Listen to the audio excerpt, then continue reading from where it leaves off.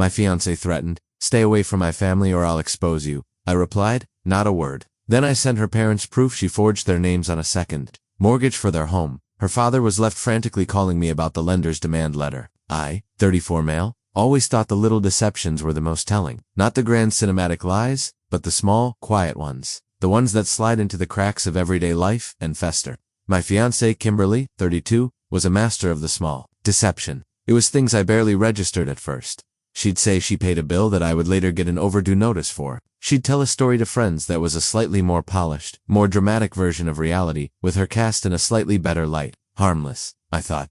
The kind of social lubrication that keeps the world spinning. Everyone does it too, some degree. I'm a planner, an architect. My entire life is built on precision, on understanding that a weak foundation compromises the entire structure. I make good money, I save, I invest. I'm not extravagant, but I'm comfortable.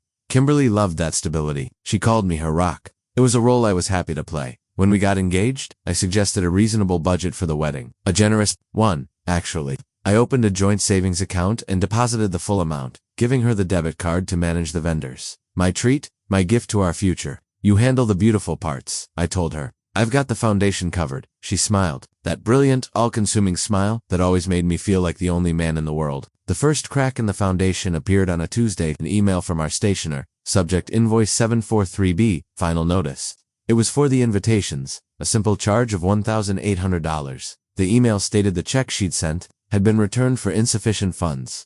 Insufficient funds. I knew for a fact there was over $35,000 in that account. I transferred another $2,000 just to be safe and replied to the stationer, apologizing for the mix-up and assuring them a new payment was on its way. Then, I logged into the joint account.am. I, the asshole for checking up on her. To be honest, I didn't think so. It was our money for our future. The balance was $74.19. My blood went cold. It wasn't a slow chill. It was a sudden, heart-stopping plunge into ice water. I scrolled through the transaction history. It wasn't a death by 1,000 cuts from wedding purchases. It was a slow, systematic bleed over the last 2 months. A series of large cash withdrawals. Many were for $500. The daily ATM limit made every other day like clockwork. But 2 were brazen, in-person teller withdrawals from a branch across town, each for a staggering $10,000. She must have smiled sweetly at the teller as she signed the slip. This wasn't about a wedding. This was something else entirely. My first thought, strangely, wasn't rage. It was a clinical, detached curiosity. The mechanics of it were audacious. Kimberly had always talked about her parents, Paul and Donna, with a kind of pitying affection. They were asset-rich, cash-poor, she'd say. A beautiful home in a nice neighborhood, but they'd made bad investments. Paul was a proud man, too proud to admit he was struggling. I thought about the mail. For the past 2 months, Kimberly had made a point of getting the mail first. I thought it was a sweet, domestic little habit. Now it seemed sinister. I walked to the beautiful oak secretary desk where she kept her things. It was usually a chaotic mess of receipts and magazines, but I saw a corner of a manila envelope peeking out from under a copy of Vogue. The return address was for a high-interest, subprime lender, the kind of place you go to when the banks say no. My hands were shaking, but my mind was unnervingly clear. I slid the documents out. It was a loan agreement, a second mortgage, to be precise, for $40,000, taken out against her parents' home. The part that made my breath catch, the part that felt like a physical blow, were the signatures on the final page. Paul and Donna's names, signed in a hand that was trying so desperately, so clumsily to mimic their elegant, old-fashioned script. It was Kimberly's handwriting. I knew her looping K and her sharp Y anywhere. Below their names was a notary stamp. It looked chillingly authentic. Then I remembered with a jolt that Kimberly's cousin, Michelle, had become a notary public 6 months ago. A cousin who idolized Kimberly and was notoriously naive. The betrayal wasn't just a forgery, it was a conspiracy. However small, I put the papers back exactly as I found them. I went to my office and, with methodical precision, I downloaded the bank statements from the joint account. I took screenshots of the withdrawal locations and times. I saved a PDF of the stationer's email. I created a new folder on my desktop and named it simply Proof. The pain came later that night as I lay in bed next to her. She was sleeping soundly, one arm thrown over my chest. She smelled like citrus and vanilla. My fiancée, the woman who was systematically draining our future, the woman who had roped her own cousin into committing a felony against her own parents. The vulnerability was suffocating. I had been so wrong about everything, my judgment, my intuition, my carefully constructed life. It was all a sham, but underneath the hurt, something else was hardening, a quiet resolve. This wasn't going to be a screaming match. It wasn't going to be a dramatic, tear-filled implosion. It was going to be a controlled demolition, and I was going to be the one holding the detonator. Update 1. It took me 3 days to prepare, 3 days of acting normal, of kissing her goodbye in the morning and asking about her day at night. Each interaction was a fresh betrayal, a new layer of ice forming around my heart. I was no longer her fiancé, I was an anthropologist studying a particularly fascinating and predatory species. I chose a Thursday evening. I wanted the work week to be over for both of us. No excuses to flee to the office. I made dinner, nothing fancy, just pasta, the same meal we'd had on our third date. Is everything okay, Andrew? She asked, picking at her food. You've been quiet? I'm fine, I said, my voice even. Just a lot on my mind. We need to talk about something. I didn't raise my voice. I didn't accuse. I simply walked to my office and returned with my laptop. I turned it to face her and opened the proof folder. I clicked on the bank statement first. $35,000. Kimberly, gone over 2 months. Can you explain this pattern of withdrawals? The shift was immediate and fascinating.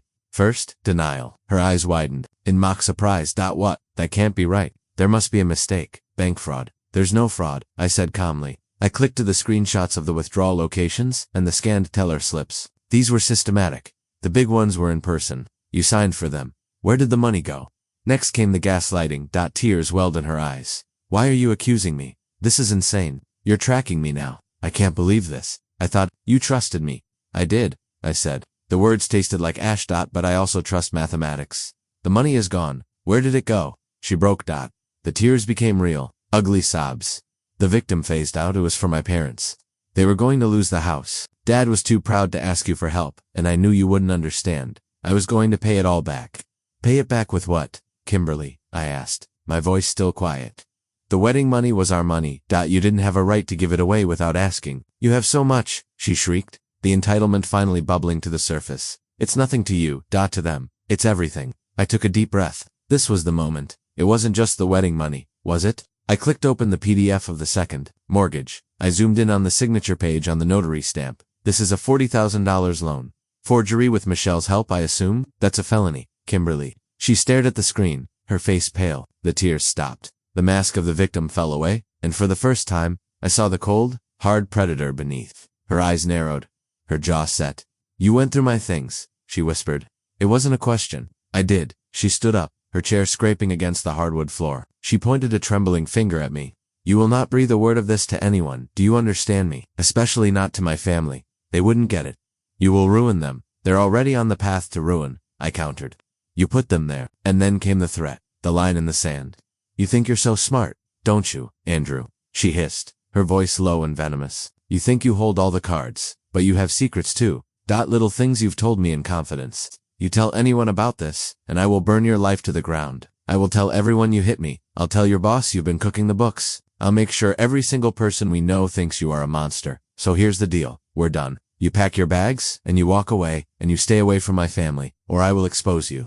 I looked at her, the woman I had planned to spend my life with, the woman I had loved, and I felt nothing but a profound, chilling emptiness. The love had been fully and surgically excised. I stood up and looked her directly in the eye. Not a word, I said. Then I went to our bedroom and started packing my suitcase. I did not say another word to her. I packed my clothes, my laptop, my toiletries. I left the pasta on the table. I left the engagement ring on the kitchen counter right next to her plate. I walked out the door and did not look back. My plan was already in motion. Her threat meant nothing because she fundamentally misunderstood me. She thought I would fight her with emotion, with drama. She didn't realize I was going to fight her with something far more devastating. The simple, irrefutable truth. Update 2. I spent 2 nights in a hotel, a sterile environment that perfectly matched my mood. My first calls were practical. I called our landlord, explained I was vacating the apartment due to the termination of my engagement, and formally requested to be removed from the lease, citing my ex-fiancée as the sole remaining tenant. I emailed him a brief, factual summary, creating a paper trail.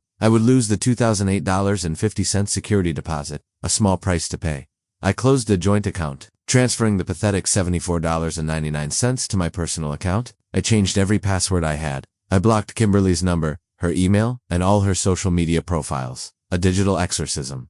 The core of my plan, however, was simple. It required no hysterics, no grand confrontation. It required only a single email. I spent an hour composing it. The subject line was stark, urgent, regarding your property at parents' address. The body of the email was brief and devoid of emotion. Paul and Donna, I am writing to you with a heavy heart. Due to recent discoveries, my engagement to Kimberly has been terminated. I believe you need to be made aware of a significant financial liability taken out against your home. Attached you will find a copy of a second mortgage document filed on March 12th, with lender's name, as well as bank statements from a joint account that show where the initial funds were dispersed. I strongly suggest you contact the lender immediately and consult with a lawyer. I am so very sorry that you have been put in this position. I will not be commenting further on this matter. Sincerely, Andrew. I attached the 2 files, the scanned mortgage agreement and the bank statement PDF. I read it over a dozen times, ensuring it was nothing but facts.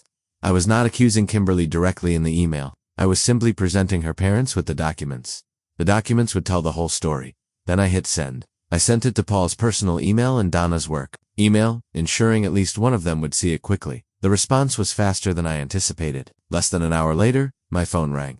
It was Paul. Andrew, what the hell is this? What is this email? His voice was a frantic, panicked bark. It's some kind of scam, right? A virus. Hello, Paul, I said. My voice is calm as a frozen lake. It's not a scam. All the information I have was in the email. A second mortgage. This letter from the lender? It's a demand for payment. It says the loan is in default. Andrew, this can't be real. What is going on? You need to talk to Kimberly, I said simply, and you need to call the lender listed on the document. Their number is on the letterhead. Kimberly, he sputtered. What does Kimberly have to do with this? She said you two had a fight, that you were being controlling and cruel to her. I cut him off, not unkindly, but with absolute finality. Paul, I'm sorry, but I can't be involved in your family's discussions. My only intention was to make you aware of the situation so you could protect yourselves. Please, get legal advice. Goodbye. I hung up before he could respond. I then blocked his and Donna's numbers. My part was done. I had lit the fuse and walked away. The explosion was theirs to manage. For a moment, a wave of something that felt dangerously like guilt washed over me. Paul had always been kind to me.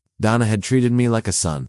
But then I remembered Kimberly's face, contorted with rage, threatening to ruin my life after she had committed a felony against her own parents.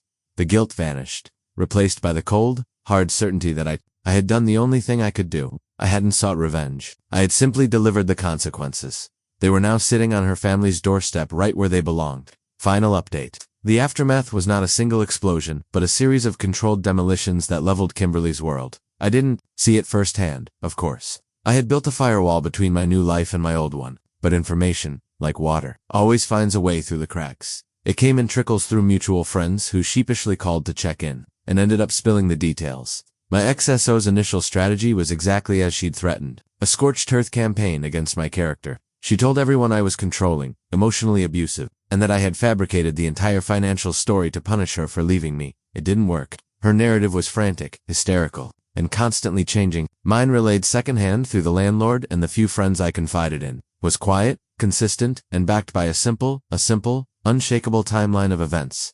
People noticed things. They noticed I'd moved out quietly and methodically, while she was frantically trying to cover the full rent on a place she couldn't afford. They noticed her increasingly desperate social media posts, which swung wildly between portraying herself as a heartbroken victim and a liberated woman living her best life, all while asking if anyone knew of a cheap room for rent. The real fallout, however, happened within her family. Paul and Donna, faced with irrefutable proof of the forgery and a very real demand for $40,000, had a choice: report their only daughter for felony bank fraud and have her prosecuted, or absorb the debt themselves. They chose to protect her from the law, but not from the consequences. They didn't have the $40,000. The wedding money was gone. The truth about the loan money, as it eventually trickled out, was that the $40,000 cash from the second mortgage had vanished just as quickly. A hefty down payment on a luxury car, she couldn't afford lavish gifts for friends to maintain her image, and a desperate attempt to pay off older high-interest credit card debt she'd hidden from everyone. She hadn't even used it to help her parents in any meaningful way. She'd used it to plug the holes in her own sinking ship. To pay off the fraudulent mortgage, they had to sell the house. The house Kimberly grew up in. The one that was their only significant asset. A mutual friend told me she'd driven past their old street. A for sale sign was staked in the manicured lawn. The sale, I later heard, barely covered the primary mortgage, the fraudulent second one, and the realtor fees. Their retirement was gone. They were now renting a small condo on the other side of town. Their relationship with Kimberly was shattered. They hadn't turned her in, but they hadn't forgiven her either. The trust was annihilated. Paul, a man defined by his pride, had been publicly and privately humiliated by his own daughter. Donna, who had doted on Kimberly, was heartbroken. They were supporting her financially, but the warmth was gone. It was a transaction now, an obligation. Kimberly, for her part, never accepted an ounce of responsibility. In her version of reality, she was the ultimate victim. Victim of her parents' financial irresponsibility, victim of a society that puts pressure on women, and most of all, victim of her cruel, vindictive ex-fiancé. who couldn't handle being left. She lost her job, not because of anything I did, but because her work performance plummeted as her life unraveled. She left her muddy Adidas sneakers on my new rug once. It's a small, stupid detail, but it feels fitting. She tracked mess into a clean space and expected someone else to clean it up. As for me, the first month was hard. It was an exercise in rebuilding. I found a new apartment, a clean, minimalist space that was entirely my own. I went on the trip we were supposed to take for our honeymoon, a 2-week architectural tour of Spain by myself, standing in front of Gaudi's Sagrada Familia, a masterpiece of breathtaking complexity and structural integrity. I felt a sense of peace I hadn't felt in years. It was a monument to a brilliant, methodical vision, a foundation that could withstand anything. There's no joy in what happened to Kimberly or her family. There's just a grim, quiet satisfaction. The satisfaction of a balanced equation. I never set out to destroy them. My only action was to present the truth. They did the rest. Their entitlement was the disease. I merely provided the diagnosis. Sometimes I wonder if Kimberly ever feels a flicker of remorse. I doubt it. People like her don't see their actions, they only see the consequences that happen to them. They will forever be the heroes of their own tragic stories. In her mind, I'm sure I'm the villain. I'm okay with that, because I'm sleeping soundly in a home I built on a solid foundation, while she's trapped in the ruins of a house she burned down herself. And I never had to say another word.